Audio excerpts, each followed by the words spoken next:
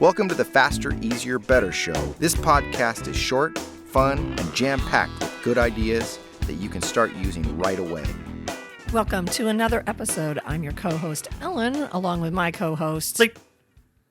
Was that too fast? Was that too quick? Really, really fast. Did you catch what my name was? No, Probably really. not. Yeah. No, don't think so. What is your name, sir? Lee. Lee. And I'm happy to be here and happy to be with you out there. Excellent. Well, I'm happy you're here. And today I want to talk about slowing down. Not necessarily. This episode's going to be 12 minutes, twice the normal length if we go at that pace. It's going to be like 18. No, it's not. No, I was reading this morning James Clear, who wrote the amazing book called Atomic Habits, which everybody has read, I swear. And you know, it is so full of really good thoughts and ideas. And today, one of the things I was reading about was slowing down, because it is harder to make a rash decision if you slow things down and you think about it.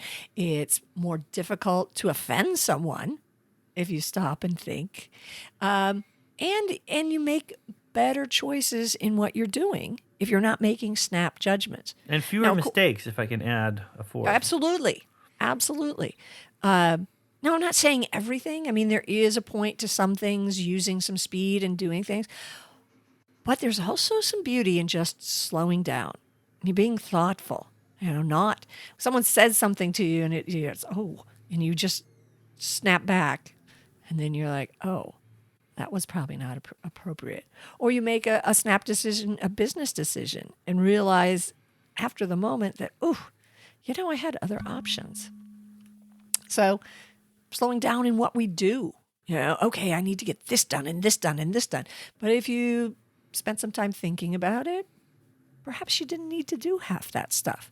You could delegate it. You could just cross it off your list because it just doesn't matter. But slowing down, I know it's so counterintuitive in this world where we're going rah, rah, rah, rah, rush, rush, rush, rush, rush. And I include myself in this because I do that a lot. How much can I get done? What needs to be done? I'm going to do it. And then that's done and I'm off to this next thing. Without thoughtful pauses, thoughtful thinking about what I'm doing, and does it matter? Well, something horrific happened to me, and it was because my wife was rushing at the speed of light to get this done. She bought decaf coffee. Decaf. I was Are you kidding me? Oh my God, what did she do? Decaf. Because she's in a hurry. They look the same. Well, they look similar, but she didn't take the time. So I'm like, I'm not drinking that. So she had to bring it back, which is a waste of time. And this is a micro example of many things that if people just, I know, I've said it a million times because it's so true. Measure twice, cut once. But true. What that really means is, like you just said, stop, think again, then act. Oh yeah. We, for various reasons, we're buying a king size blanket with the idea of cutting it in half to make like two smaller blankets. And I pulled it out of the package, and without thinking, I cut it the wrong direction. So now we have two very long, skinny blankets, which was not the idea. And it wasn't until I was almost done where I went, I wasn't thinking. I was in the middle of talking to someone, and I'm like, of course I know what I'm doing. I didn't. So again, that's like, okay, now we've got blankets that don't work for our purpose. They work, but not for what we really needed them. So slowing down. Well, if you have the decaf, you might slow down a little more. Heck no. That's so wrong. No, I'm kidding. There's nothing wrong with decaf. It's not for you. Just literally like, wait, what? What is this? She's like, regular. It's your regular coffee. I'm like, take a little look closer. Ooh. But it's her and her efforts to try and do something as quickly as possible ends up costing her more time. And I mean, I've seen that many times. I sometimes think instructions, I'm not going to read the instructions. I'll figure this out as I go. Yeah. And the slowing down to read the instructions first, which is a very left brain thing.